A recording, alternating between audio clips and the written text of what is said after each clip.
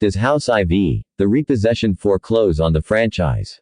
Welcome to my column dedicated to the appreciation of physical media supplements called Feature Presentations. The goal of this column is not to say whether a film is good or bad and worth picking up or not. I would like to highlight the discs that go the extra mile and provide film fans with enough tasty tidbits to satisfy even the hungriest of cinephiles. With all that out of the way, today's article will focus on Arrow Video's release of House IV, the repossession. The Blu-ray cover for House IV. As a disclaimer, the Arrow Video version of House IV, the repossession is only available on the out-of-print United Kingdom box set.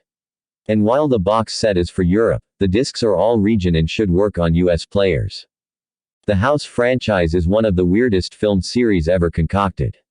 The first film walked a delicate balance of scares and humor, while House 2 jumped with both feet into comedy and House 3 swung the pendulum into full-fledged horror. When it came time to conclude the House franchise, where would the repossession take viewers? After surprising audiences and critics with the original House, the subsequent two sequels returned diminishing results, financially and critically. Now it's time to conclude the series, and producer Sean S. Cunningham returned the movie to the original's blend of laughs and frights. What's different is that the script for House IV doesn't capture the same magic as the original, and the resulting movie is a cheap shocker that's light on both the horror and the humor.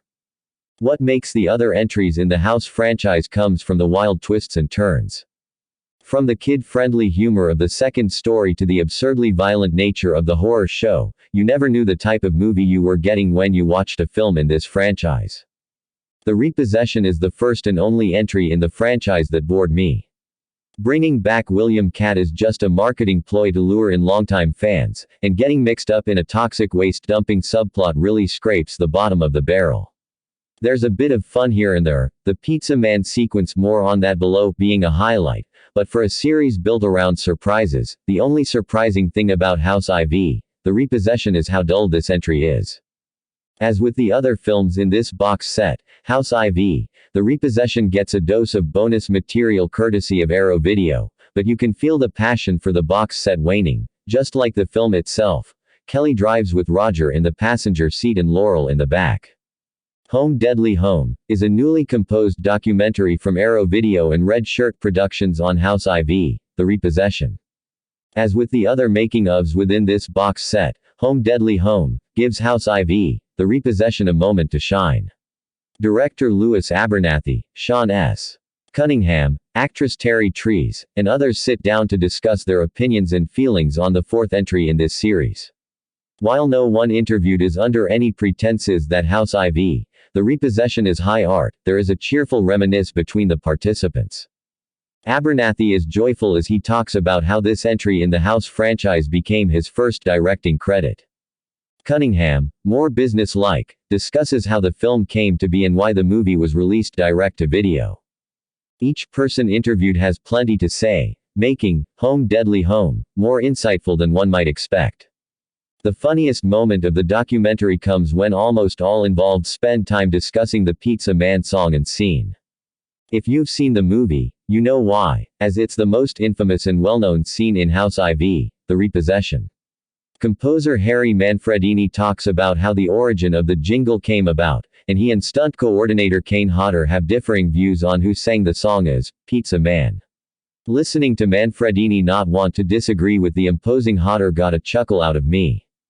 Home Deadly Home is a solid documentary and, arguably, more than House IV, the repossession deserves. Arrow Video also includes an archival audio commentary track with Louis Abernathy and David Gregory with Blue Underground. Gregory does well at moderating the director throughout the commentary, with Abernathy discussing his filmmaking choices in a sometimes humorous fashion.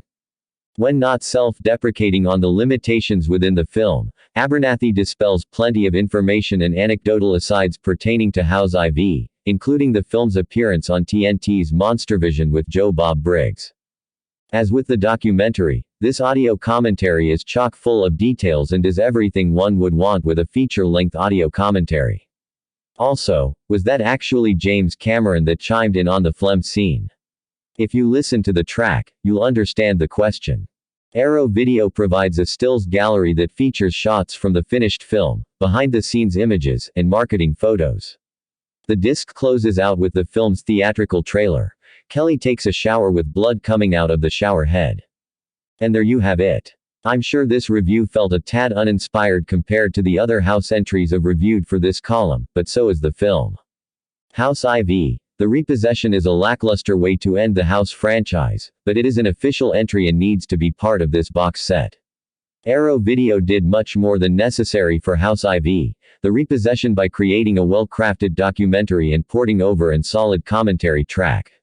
The film will sit nicely in the box set, but I can't see myself seeking out another rewatch of House IV, the Repossession anytime soon.